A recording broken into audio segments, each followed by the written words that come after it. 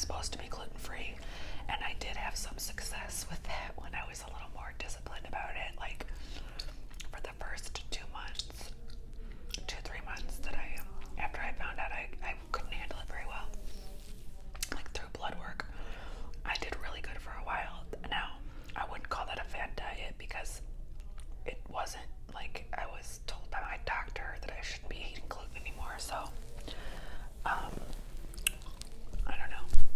Posted on Facebook while drunk. Yes, that's terrible. Like, if you have Facebook and if you've had it for more than 10 years, even 5, you probably get those little notifications that tell you on this day, this many years ago, this is what you posted, and it is so freaking embarrassing. You just wanna, like, please, Facebook, please don't do that to me. Don't show me this stuff. It's too much. It's too much. Some of it is hilarious. Not gonna lie, like sometimes me and my friends, like if we see that we were, being total idiots, and we'll tag each other in it now, be like, oh my god, look at us back then, and we're like, ew, but whatever.